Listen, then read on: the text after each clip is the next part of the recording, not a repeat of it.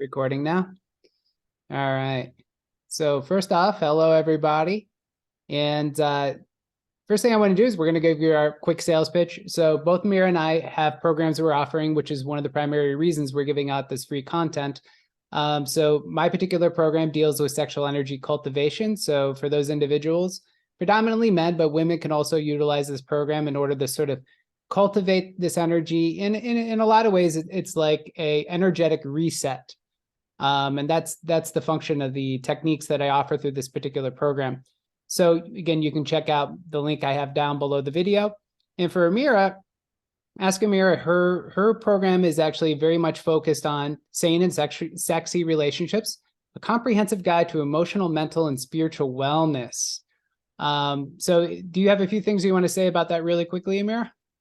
So mostly it just deals with your inner work and how to communicate, how to do conscious dating. Also, it has a lot of health hacks because you cannot be sane and sexy if you're not mentally and emotionally balanced. So awesome.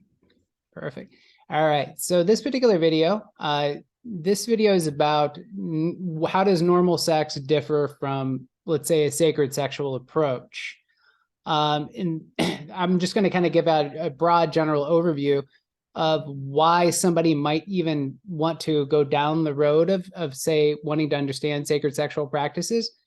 So some of the, we'll call them symptoms or problems that rise that might urge somebody to go in this direction would be lack of sensation, like they're not feeling, like they're disconnected from their body. Something else is boredom. Maybe confusion around like roles during sex, like who's dominant, who's submissive, things of that nature. A lot of these things get clarified over time. Let's see, not feeling connected to one's partner. And I think those are pretty much the most dominant ones. But one of the things that, again, I'm going to come at this from a male perspective, which is, I'm going to talk about how I got here, is one of the things that drove me towards sacred sexual practices, one was a problem and one was a desire. The problem was that I'm very psychological in terms of how I view sex. I'm very intellectual about it. So in other words, my imagination likes to grab sexual topics and look at it in a lot of different ways. And so in my 20s, I experimented a tremendous amount. I tried everything that I fantasized about, and I realized over time, just because I can mentally perceive something doesn't mean I should do it. So in other words, I was constantly chasing some outcome that I wasn't getting. And so in other words, I was full of novelty. There was so much novelty, so much choice, so much out there. And again, I grew up in what I would consider a permissive kind of environment where it was like, hey, you can express what you want, you can do what you want. So which was good, but I had no moral guidelines. And so what I needed was, well, I would say, so the problem for me was feeling misdirected, not knowing how to direct my energy. And also I started experiencing numbness and a lot of other sensations like disconnect from the body, etc. And this is all in my 20s. And now the other thing that happened to me is I started meditating more and doing yoga and things of that nature. And although I didn't at that point wrap them into sexual expression yet, I also knew that because sexual energy is a topic in Kundalini yoga, it's not a huge topic, but it was spoken about. And so that piqued my curiosity because of the degree of dissatisfaction. Also, I have a lot of desire for what I would consider peak energetic experiences. Beyond orgasm, right? So orgasm within a sexual context is a peak experience, but what I wanted was this process of enlightenment. That was the thing that's always driven me, and at least upon finding out that it was even a possibility. So I wanted to have visions. I wanted to be present. I wanted to feel more. I wanted more sensation. So sacred sexual practices for me were and again, I had to go down the tantric path to do this. I had to look into Theresa. I had to look into these systems in order to understand how sexual energy can be used as a tool right? This is I think what's missing The ultimate goal, which is the ultimate goal of all these practices, the ultimate goal, because this is the ultimate satisfaction. Right. And I think foundationally, the one thing that's constantly overlooked when someone's looking at sacred sexual practice is they're overlooking the significance of the energy, right? Yes. This is energy you can bring life into the world with. Okay. That's huge. That's significant. So sacred sex, how that differs from normal sex is it acknowledges that energy is important. I mean, women now, they turn 16 and the doctor says, hey, you better get on birth control. It's an immediate thing, right? It's an immediate thing. They're like, oh, you got to get on birth control or you got to do this and that. And so, in other words, there's sort of this, what I would consider a little confusion around what this energy actually is. And so, anyway, the bottom line I'm getting at here is that so the sacred sexual practices is really about direct intention. So it's about intention. It's about having specific techniques and practices in which two individuals can then come together, right? So that's the one thing. It's two eyes. They do some practices separately, then they come together and they do practices together. But the whole point is that they're present. They're present the whole time. They're present with one another. So in other words, the problems that I expressed earlier, which is lack of feeling, lack of connection, et cetera, all these are remedied by simply being intentional. And the other thing I want to say really, really quickly about sacred sexual practices is that you can read 100 different Tantra books. You can read a bunch of Karisa books. You can read a lot of these different books. And what you're going to find is every single one has a different approach. But they all share one thing in common. Like some systems like, oh, well, you should do this breath technique or that breath technique or that gazing practice or this gazing practice. And the reality is they all work. But again, why do they all work? They all work because they center you, right? So they're centering you within yourself so that then you can be centered with your partner. And then you can have more intense, ecstatic experiences because you're working with the energy, not against it. You're not wasting the energy. You're not discharging the energy. You're channeling it. And so that to me is kind of the summary of what a sacred sexual practice is versus normal sex. Normal sex doesn't channel the energy. Normal sex has no intention. Normal sex doesn't really care if you're present or not, right? Normal sex is simply chaos. It's chaos as applied during sex without any guidelines, without anything to channel the energy. And I know a lot of people get kind of bothered, like, oh no, there's practices and morality. And I'm not talking about morality. This is simply the engagement of what you've been given at birth and what's innate. So engaging your breath, engaging connection, engaging the ability to gaze. It's simply accessing what is inherent, what is innate in the human experience, and then utilizing those things in a knowledgeable, informed, present way. So in other words, I'm not talking about morality. I'm not talking about restrictions. I'm not talking about be conservative with one sex.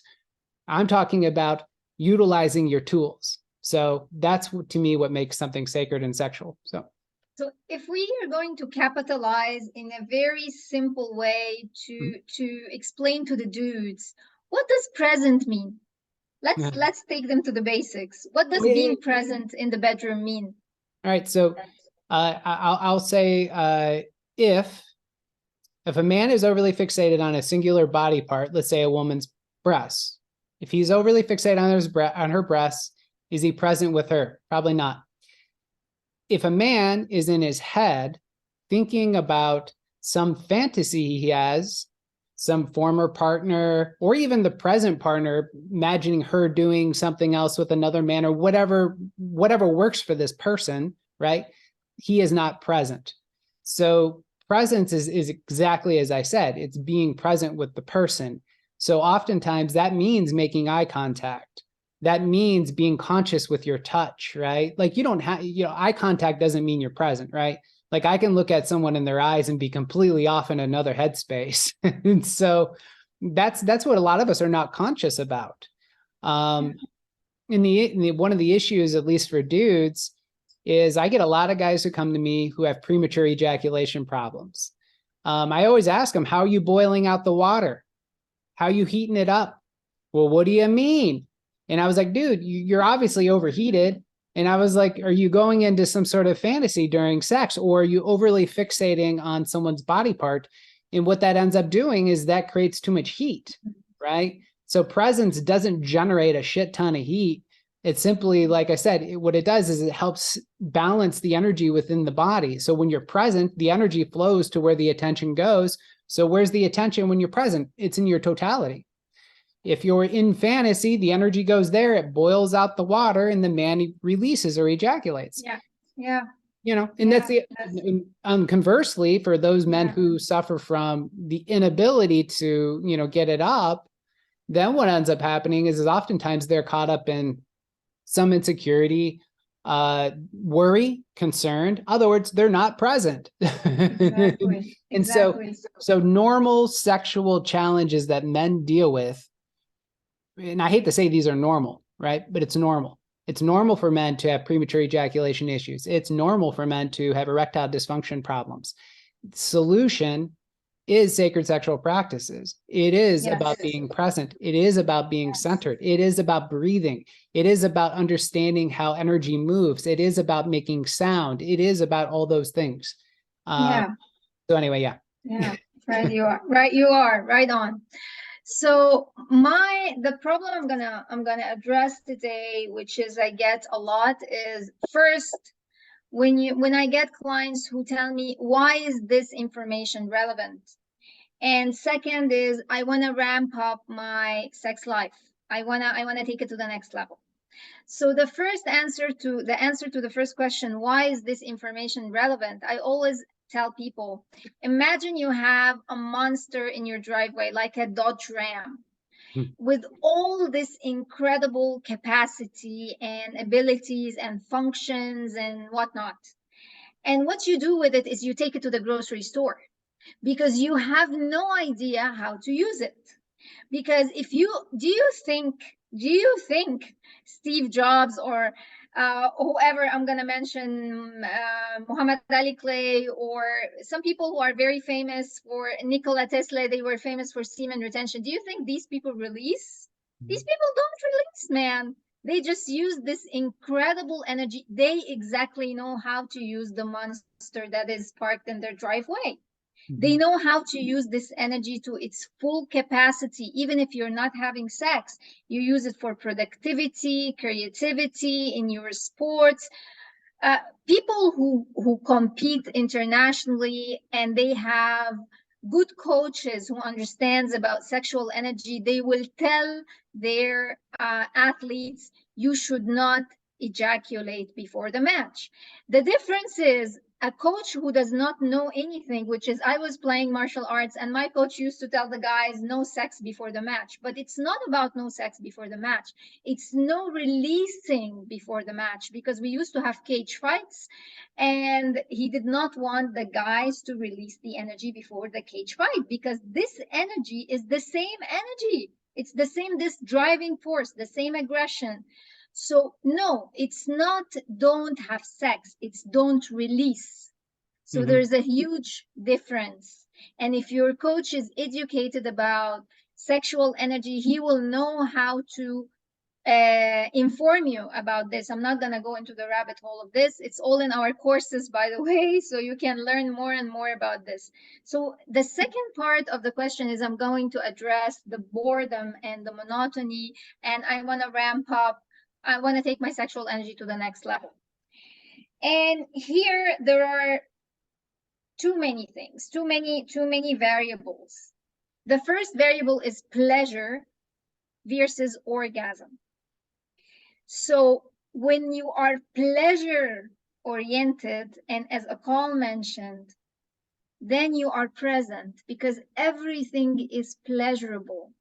Kissing is pleasurable. Breathing together is pleasurable. And I know some of you are rolling their eyes, but guys, believe me, I've been with guys who are like rocks in the box. And after doing these tantric exercises with them, they kind of went into a meltdown. because I let them write down on a scale from 1 to 10 how attracted to their partner they are. And after these exercises where they slightly even touch knee to knee when they are doing the breathing exercises together, or the Kriya Yoga together back to back, or any of these exercises, tantric exercises, and they were super hot, super aroused after these exercises, which is meditation, breathing. It's purely sensual and not sexual. So it is important, because when you slow down, you build connection. And when you build connection, you open the heart chakra. And these are not airy fairy, talk. You can just put it into test, come to our classes and try for yourself. So it's not airy fairy. It's just takes your mind.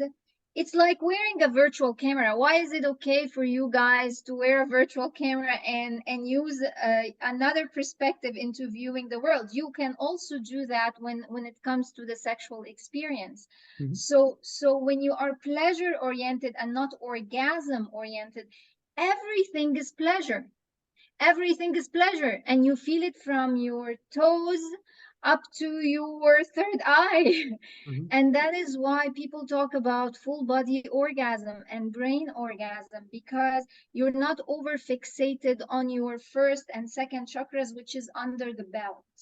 The energy travels, because when you and your partner are on this journey, you are dedicated to giving each other pleasure in different ways. You are open to different ways. And this is the most important thing.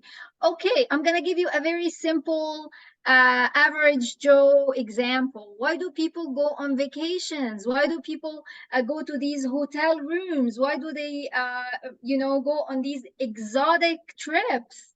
To change scenery, to spice up their sex life, to have, but this is actually not, it's a catalyst, but it's not the main thing.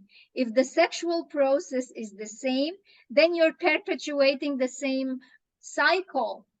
But the real deal is when you change the process. So that is one aspect, which is pleasure versus orgasm. Connection is a game changer, which is what we teach in our programs. Akal, he has his own practices. I have my own practices. So you will be exposed to tons of practices when it comes to connection and building connection with your partner. Also, desire versus love. Yeah. So desire says, distance creates desire. Love says, security, and I want you to be close. So feeling sexy is different from feeling loved, completely different. So that's another topic for another day, but this is something to consider, that don't believe that romantic love is going to create sexual desire all the time. Not necessarily. The catalysts and the components for these two are very different. And when you understand that, you would understand why sometimes you feel so much love for your partner, but you actually don't desire them. Yeah, so this is a game changer. I'm sorry, say that again. What I wanted to say really quickly is that I think a lot of these ideas or these topics, oftentimes, I think at their foundation, like kind of what we're talking about is what precipitates, right? So what rises out of all these dilemmas. But what I think at its root is that there's a common expression, I guess, like when you're on a spiritual path, one of the things about a spiritual path is to know when you've outgrown that particular spiritual path, right? So for instance, when to say goodbye to a philosophy, or when to say goodbye to a teacher, or some practice, or whatever it is. Like, we have to transition things, because essentially a technique will work for some period of time, and then you move on to a new technique. The idea is because it's not the technique, right? It's how it augments one's consciousness. So that being said, I think one of the big issues, it's not just in Western cultures, it has a lot to do with this idea of who's your teacher. I mean, sexually speaking, I mean, again, I grew up in the US. You had no teacher. There was no teacher, right? Like in the schools today, perhaps they teach you a little bit about sexual expression to some degree. I don't think that's their role, but that's not the point.